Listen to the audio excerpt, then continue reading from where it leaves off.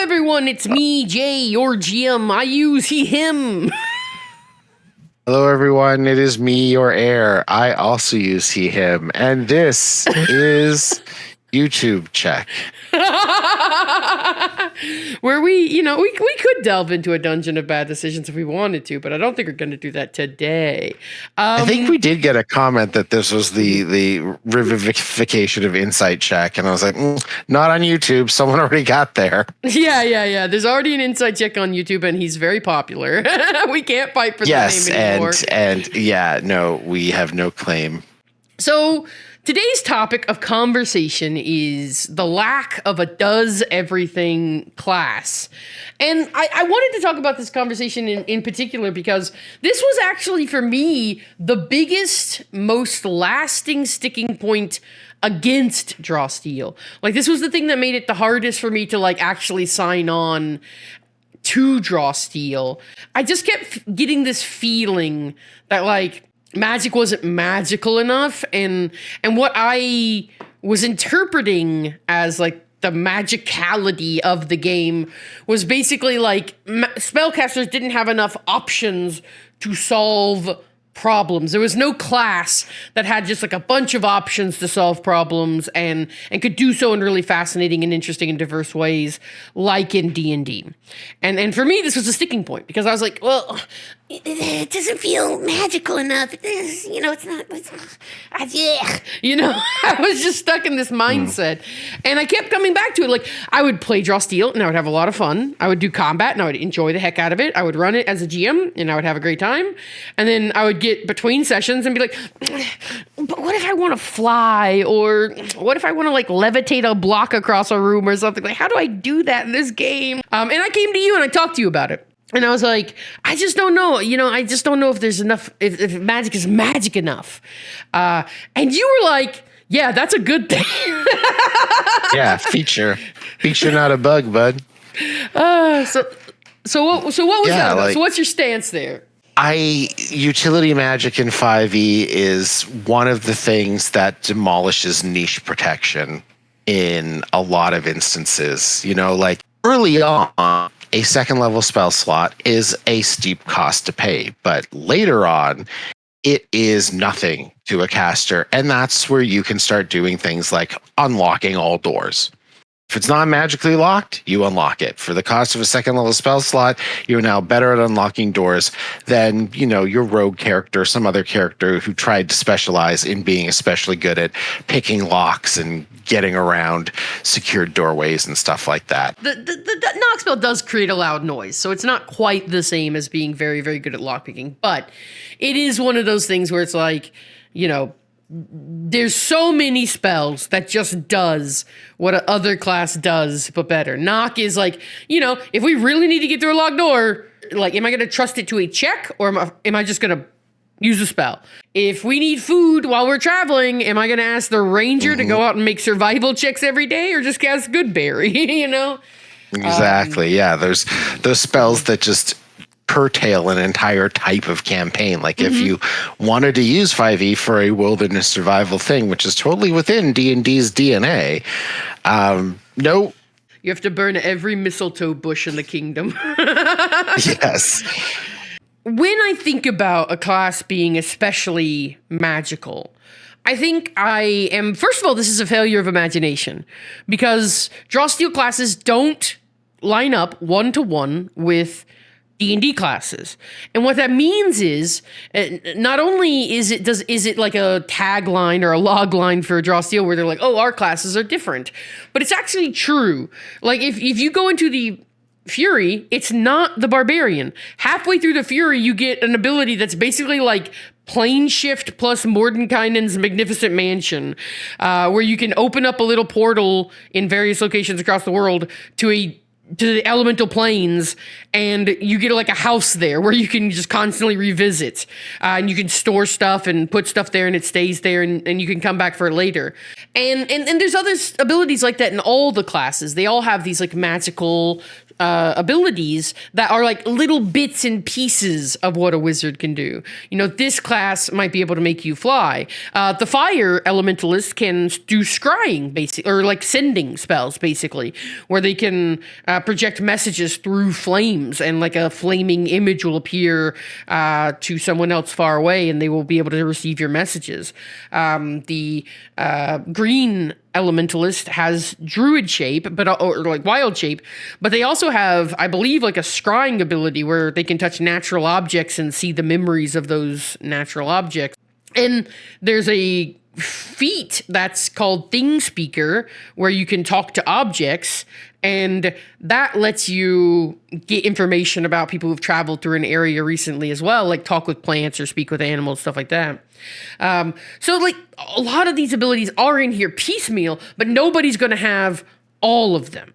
There's no wizard class here that just gets... Yeah, no one's going to be able to pick and choose from all of them to, assemble the full suite of tools to undermine the specificity of any given class's, expertise. I do also think that because Drawsteel doesn't have a magic system, right? It doesn't have a spell casting system like 5e does. Magic is just a flavor that you can apply if you wish. Obviously, it applies in certain instances, the elementalist, of course, like it is within the narrative of the class, within the theming of the class, that you are drawing upon like sources of nature to create these magical effects. That's easy. But for the troubadour, they actually say in the book, like, yeah, the troubadour's abilities are really weird, especially the auteur one, because it's about like direction. It's like about stage direction or even film direction. They have abilities like blocking, which isn't like blocking with a shield. It's literally like how you're blocking things in a shot as if you were a film director, and it allows you to like move creatures around on the battlefield. And they actually said, like, yeah, that's a weird thing, because the conceit of this class is that they're narrating the story after the fact. And because they're a director, because they're this artist, they're making changes to the narrative there as they're retelling it. And they're like, yeah, that's a super weird conceit, and we appreciate that. So if you need, fuck it, it's just magic. Like, and they just kind of give you the option to say these abilities are a magical, enchantment or charm of some type that you're inflicting, a la your typical 5e bard. So I think some of that magic as flavor can roll into the skill system. Like if I want to narrate my magical character, in a skill montage doing something magical, I can say, okay, well, I have to jump over this, this ravine or this gap or whatever. I could just use like the athletic skill. I don't have that. I'm not athletic. I'm a magic character. Would it be cool with you if I rolled magic plus might or something like that? And I'm picturing myself, like augmenting my jump by blowing a gust of wind behind me or something like that. And because the skill system in Drawsteel allows you to mix any attribute with any skill. So if you can justify it to your DM, you can add that flair of, utility magic or everyday magic that isn't some discrete magical effect into a skill montage, into that skill roll, by mixing, your knowledge of magic with the feat you're trying to attempt physically. Yeah, and another way that they handle this that I hadn't considered fully before is through projects and downtime. So one thing, for example, Teleportation Circle is a project in the projects chapter. So if you want to set up a permanent teleportation link between a place and another place, that's just a project you can undergo in downtime. And a lot of things that you could imagine as rituals in D&D would make sense as projects in this game. So, if you're, for example, trying to scry on someone, you could potentially start a project to create a scrying pool and then slowly progress towards that project. And then suddenly you have the ability to spy on an enemy. And now it's not just some spell you got at a certain level, but it's a decision you make that you put effort and time into working towards and then eventually achieve via your own ends.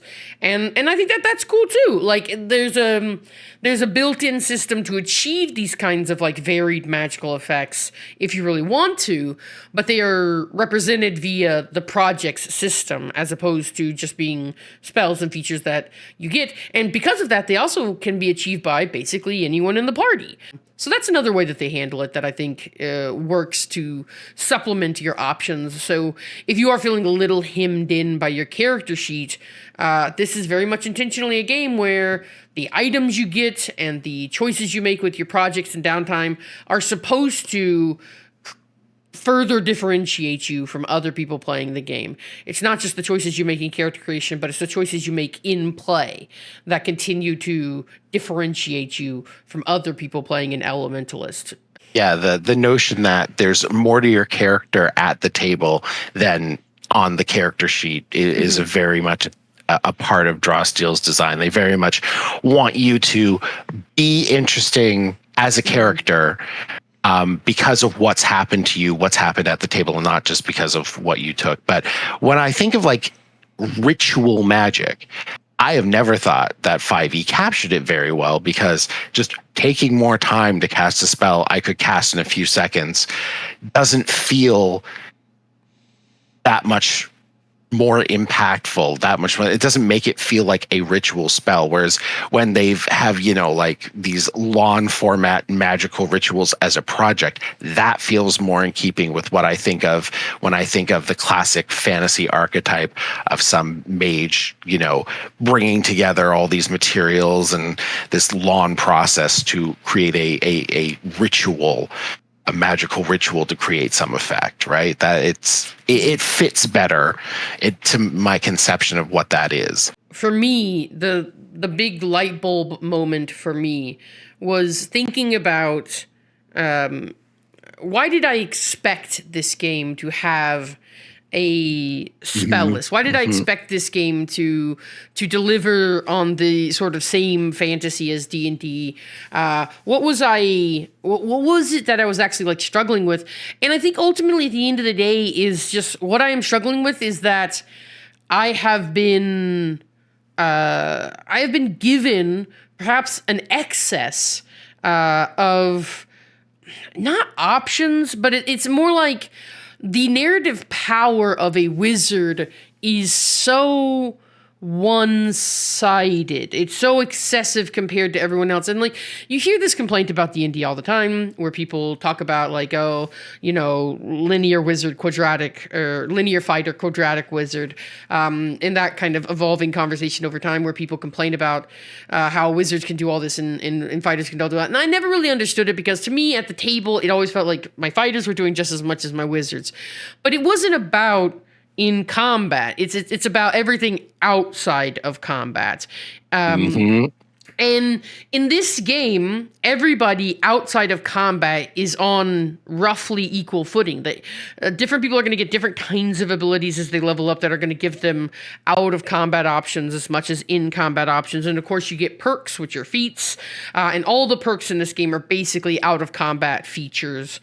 I don't think really any of the perks, or at least not many of the perks, give you a great deal of power. Yeah, they mostly interact with the skill system. Yeah, they interact with the skill system, or like the arcane perks are basically each what would in D&D be like a low level spell. Like a utility spell, like Find Familiar. Yeah. Exactly. And when somebody has a useful ability, like the Fire Elementalist's ability to cast Sending, it's going to be campaign altering. Like, oh, we have access to this incredible communication ability to like relay information really quickly across the continent. Huge. Or the Fury, like I can go into a pocket dimension and store all their shit. Like I've got Bag of Holding built into my class, but it's a mansion-sized Bag of Holding. That's huge. Like that's going to open up so many doors, and it's going to make that ability in that class feel really unique, interesting, special. Yeah, sending. Yeah, the sending type spell in Draw Steel is more akin to like telegraph. It's like magical telegraph, right? Whereas in D&D and 5e at least, it's like magical pager. It's like sending short little 25-word messages. 1,000 times a day.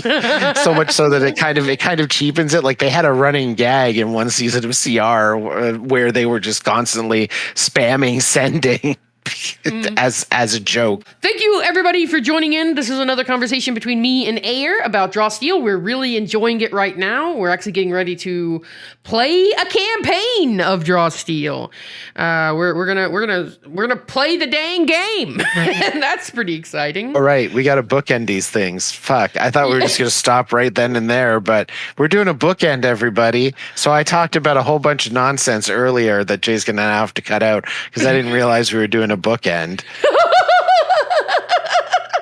And now that you mentioned the nonsense, you've made it even worse. Now you also have to cut out the part where I talked about how you're gonna have to cut out the part. Yeah. No, I'm gonna leave that part in. I don't no care. Shit, it'll never end. No, the audience is gonna have to live with the confusion on that front. You've doomed them. Thank you very much, everyone, for joining us for another fine episode. As usual, I say goodbye. Jay on air. What was that? It's a bookend, baby.